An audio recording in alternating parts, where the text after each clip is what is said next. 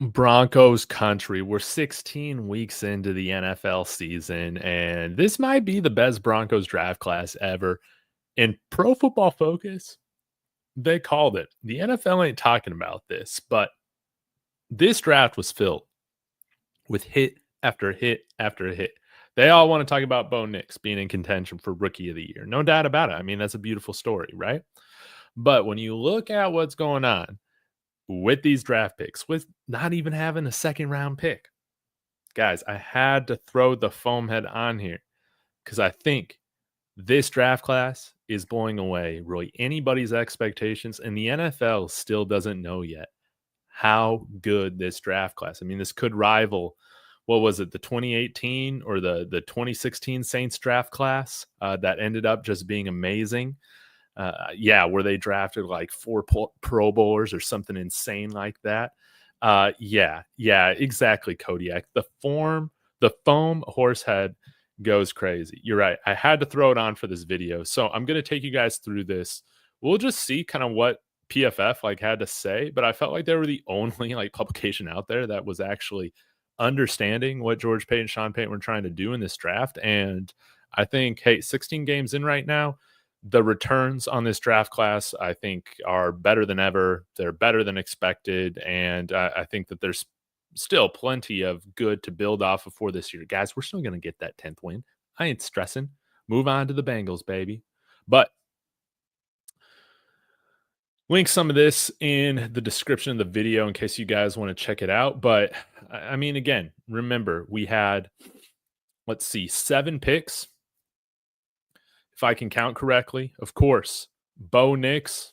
We had Jonah Elliss. Let me go ahead here and change this up so we can see a little bit bigger here, like some bigger font. Troy Franklin in the 4th round, Kris Abrams-Draine with the 5th, Audric Estime with the 5th, Devaughn Vele, the 7th round pick, and second to last pick of the draft, I believe, Nick Gargiulo, because Woody Johnson wanted Mr. Irrelevant.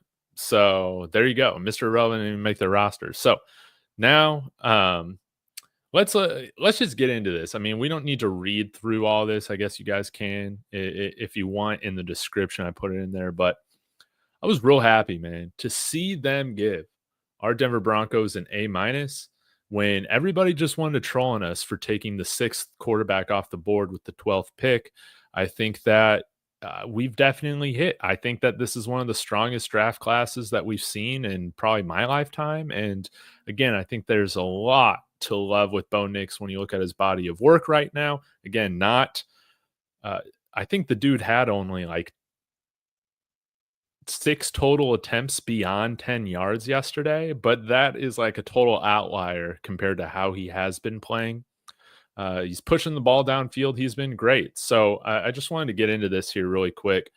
The fact is, right now, with 2 games to go, guys, he has 3,200 passing yards, 22 touchdowns passing, 11 picks. And let's get to his quarterback rating as well. You know, NFL quarterback rating of 87.7. I think you'll definitely take that with a rookie quarterback, no matter how long they've been in the game. And then he's also added stuff on the ground as well. So another 350 yards passing. So guys, I think when I got into my expectations for Bo Nix at the beginning of the year, I said something like maybe at his cap, it would be like 3,800, 4,000 all-purpose yards. So including the rushing as well. He's already eclipsed, I think that is like 3,600 yards total. 26 total touchdowns. Then you add the reception. So he's got 27 total touchdowns and 13 turnovers. I think you'll definitely take that as a rookie, no doubt about it. I think he's played really, really well this year. And I think that he's eclipsed, pretty much all of our expectations for what we were expecting. Again, sucks that I'm doing this video right off of, I think, one of his worst performances of the year. But I have confidence in my mind, no doubt in my mind, that he's going to come back from this. And if he doesn't against the Bengals, then we got some issues, but he should. Now, Jonah Elliss, this is very interesting because we drafted him with the 3rd round, not really believing we had an alpha in the edge room.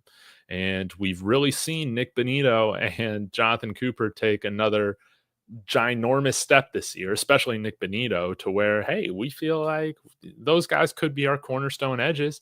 And now Jonah Elliss, I was hoping that maybe he could establish himself as that alpha in the room, not getting probably the amount of playing time in order to do that, but that's a good problem to have when you got real good depth at the edge position.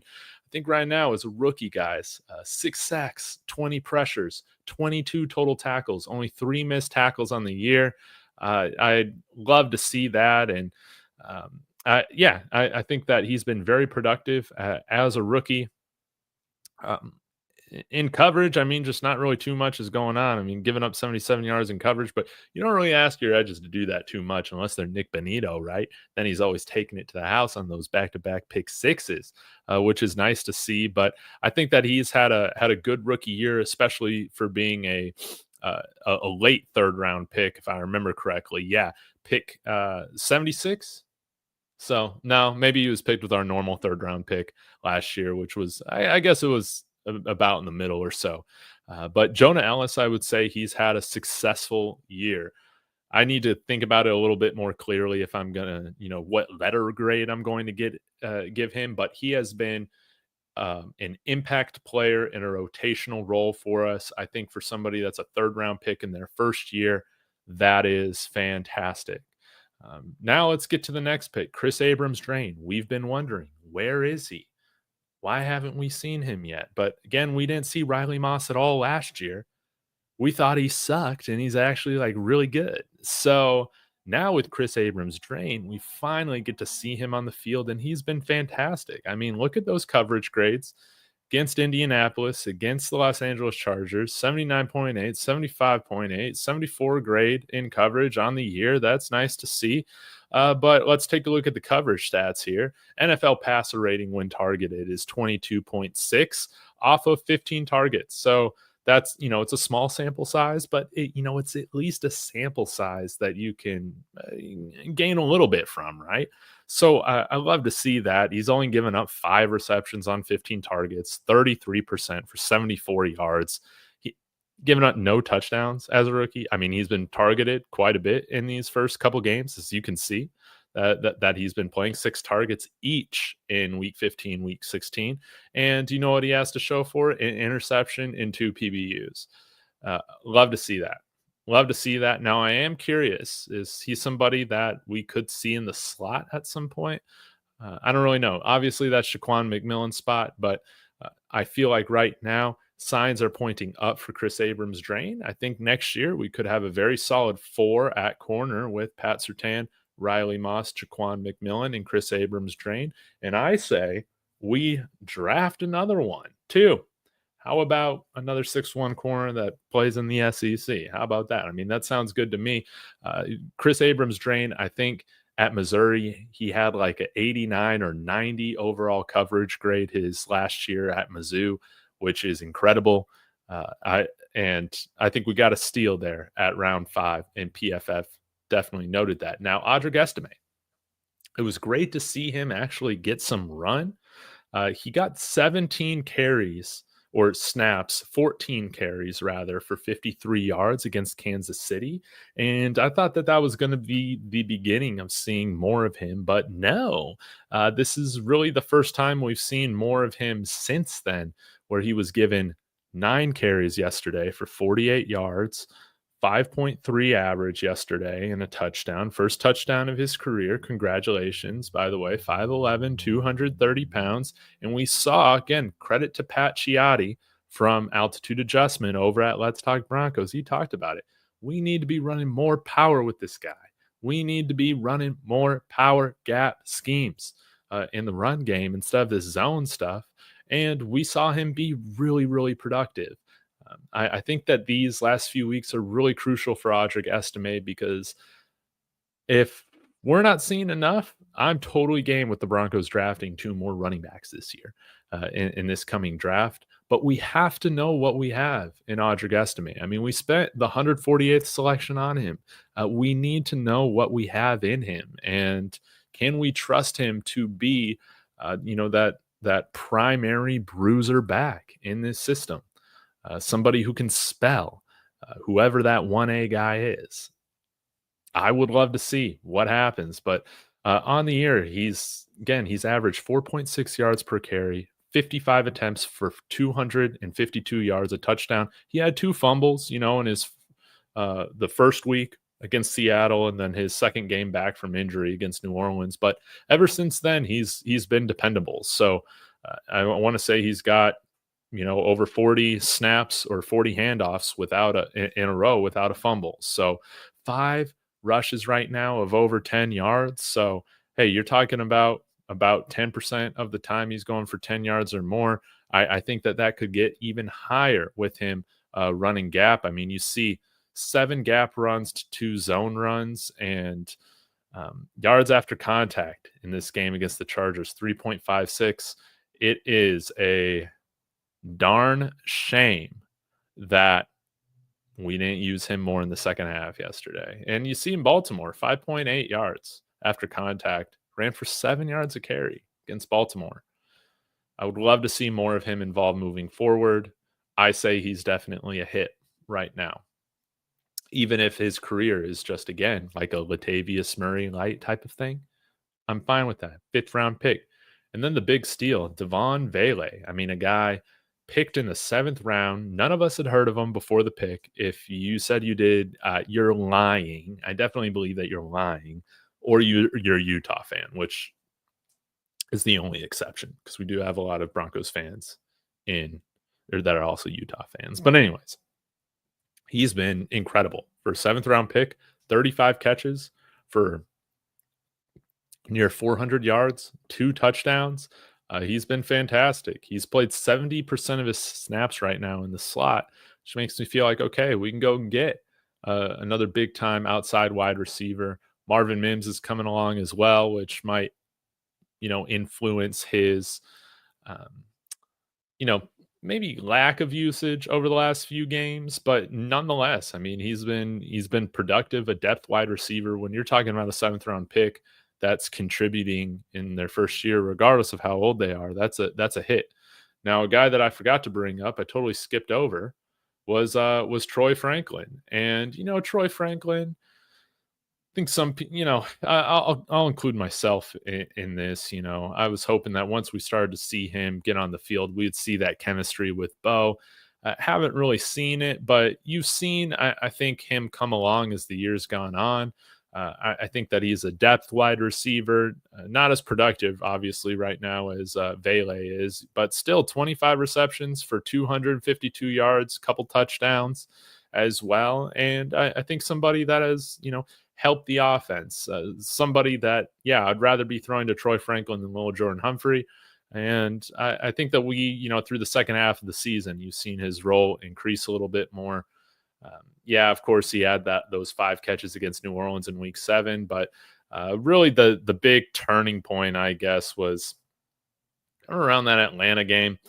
You started to see him do a little bit more, but nonetheless, like, he's somebody who has contributed this year.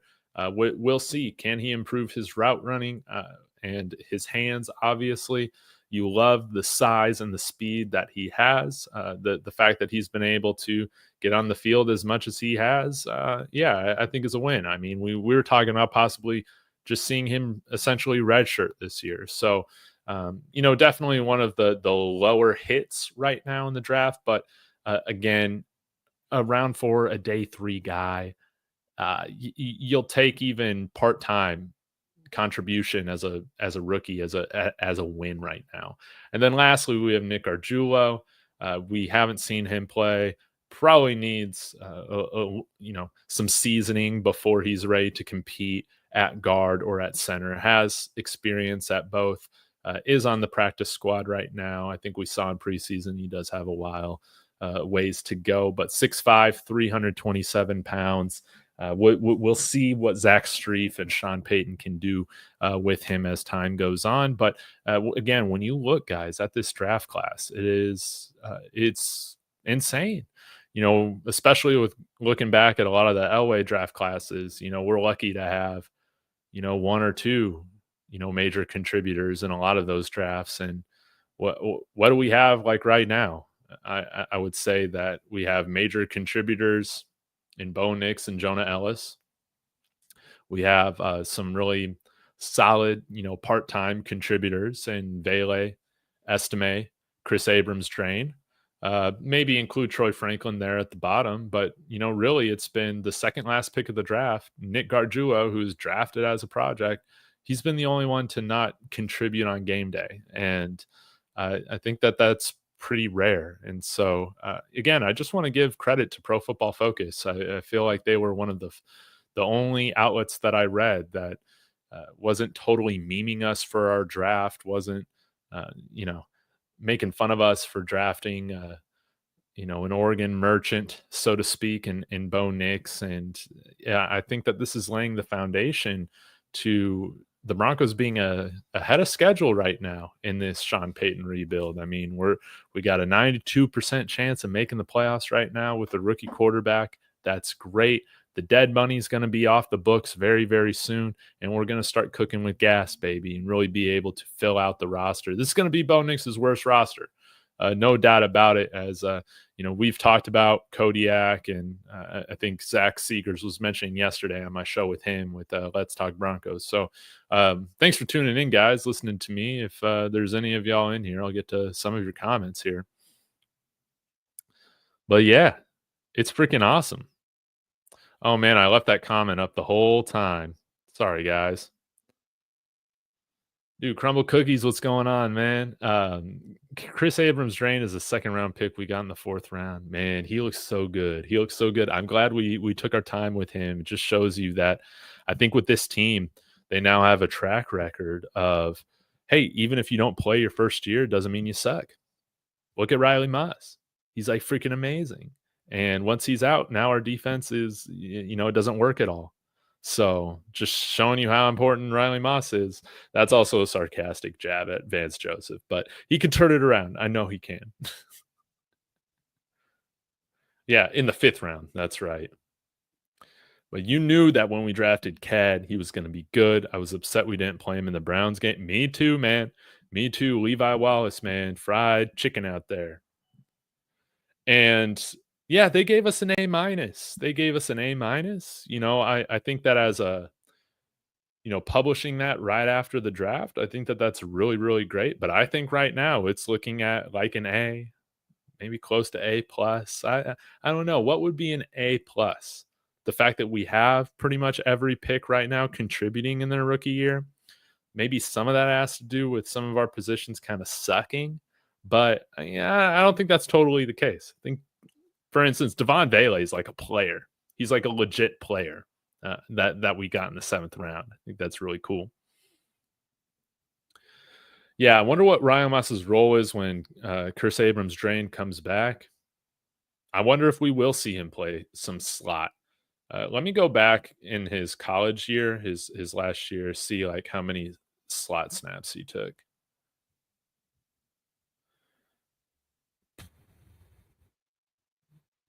So his last year at Missouri, his senior year or redshirt junior year, took 72 snaps in the slot.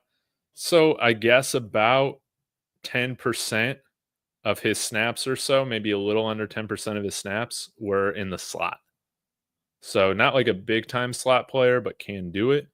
I guess we'll need to see if he can do it at the NFL level. But I'm interested to see.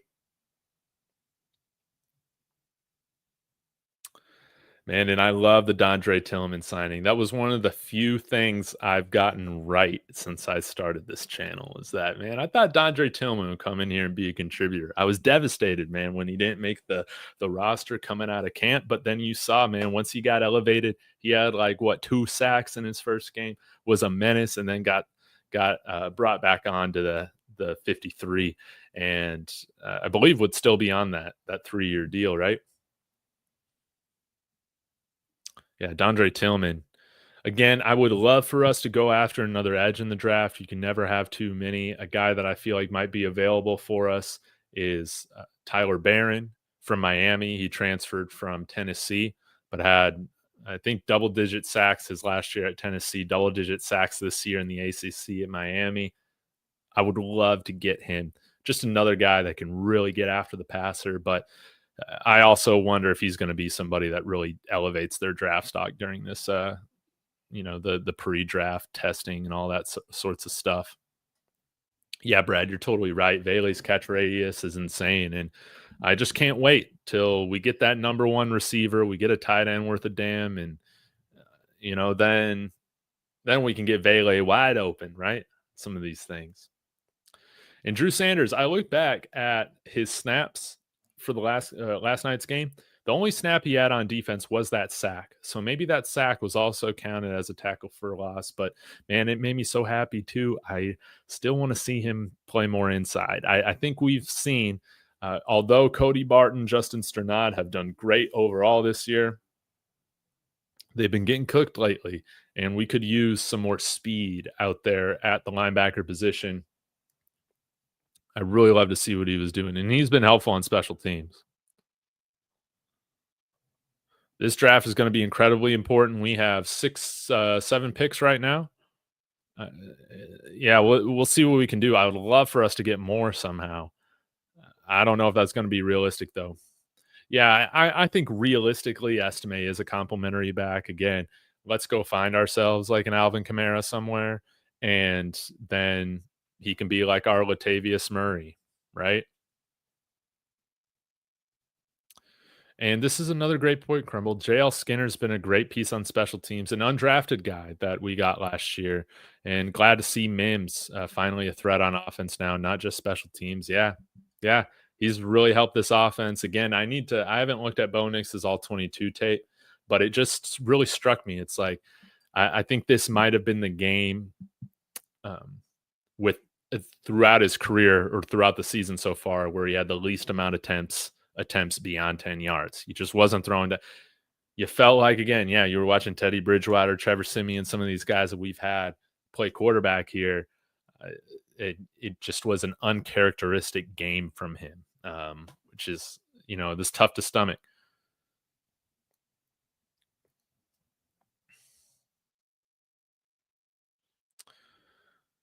Crumble, I don't think I've ever seen Mims burn a corner by a great route, not just a go route. He's getting much better at route running, man. It would have been great if Bo could have hit him downfield, man.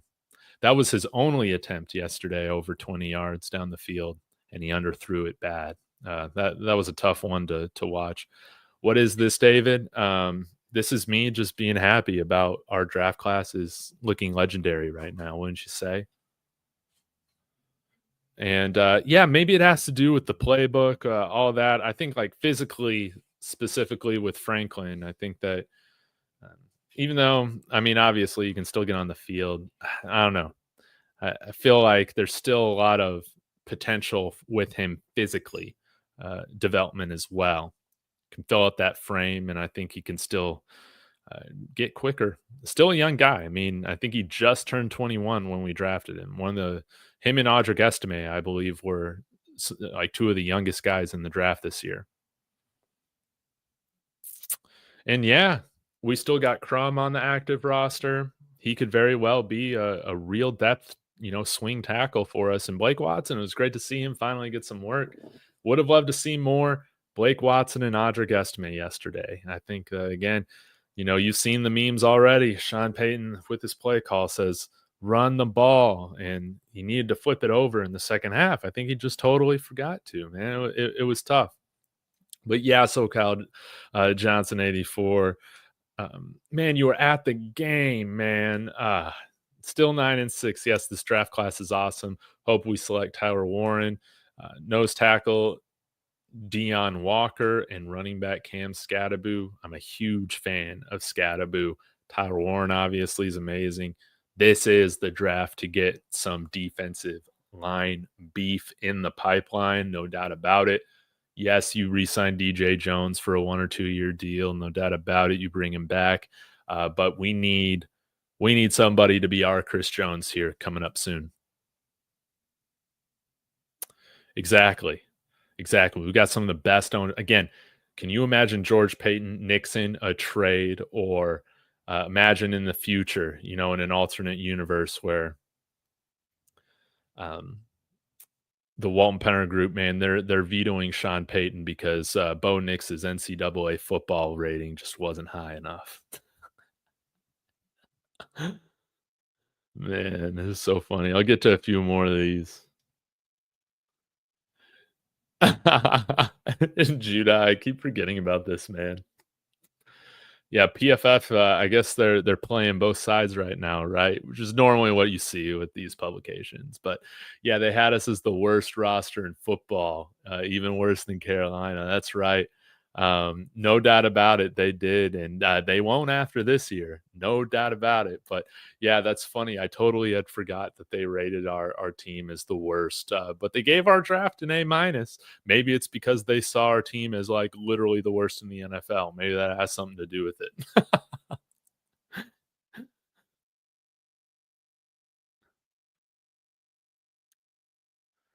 Oh yeah, we still got Quinn Bailey. Yeah, he got hurt. We haven't seen him at all. I'm really wondering what the future of the O line is going to look like. But I'm glad we got guys locked up long term. Hopefully, we can get some better center play, whether that's through development or another move. I'm not really sure if there's many centers available in this draft that are worth looking into. Judah also saying it's amazing. We're going to the playoffs in year one with our rookie quarterback and the youngest roster in the league. It's amazing, and these guys are going to benefit so much from going to the playoffs. Again, let's just get that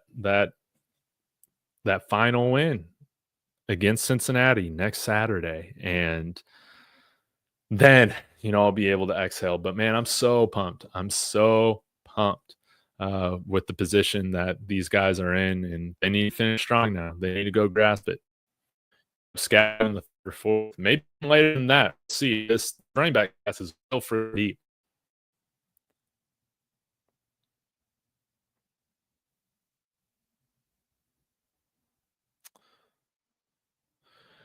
Yeah, we'll see what happens with Singleton next year. I don't want to be a huge rumor, but I think we cut him because he's got like no dead money left. We would save another $7 million and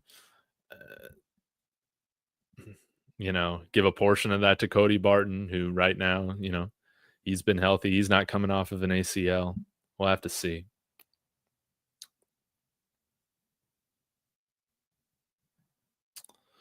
I don't know, Crumble. I think I agree on this to the most part. This is why you don't redshirt rookies. Reps is how young players improve, including Bo. I would say it's very important at the quarterback position, in my opinion, to have them play early. I would prefer that unless they are somebody that's truly super raw and that they're under a coaching staff that has no idea what they're doing offensively. But it's hard to argue that they didn't take the right plan with Riley Moss. I know he was hurt a little bit last year too, but it's hard to argue that they didn't do the right thing with how well he's come out and played this year. Yeah, we'll have to see. But I think Vele, again, you don't draft a guy like that in the 7th round to just cut him and then not see him again. You draft a 26-year-old to play, and that's exactly what he's done. But it's been great to see Troy Franklin get on the field, even though he hasn't been the best in the class. It's been great to see our rookies get on the field.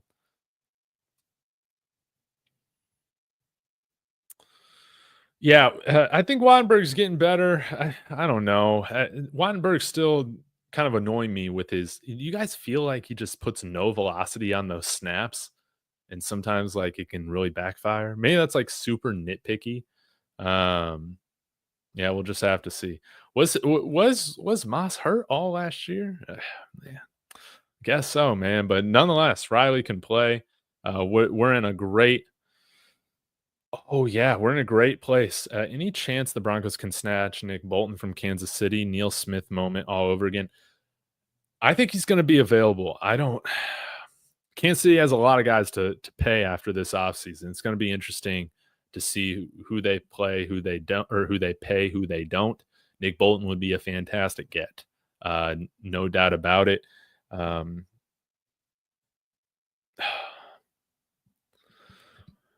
What do you feel about Justin Reed? No, that might be kind of a luxury, paying 3 safeties, but I think he would still be an upgrade. Maybe I'm crazy, but Yeah, we'll have to see, but I think it definitely could be a possibility, y'all. No doubt about it.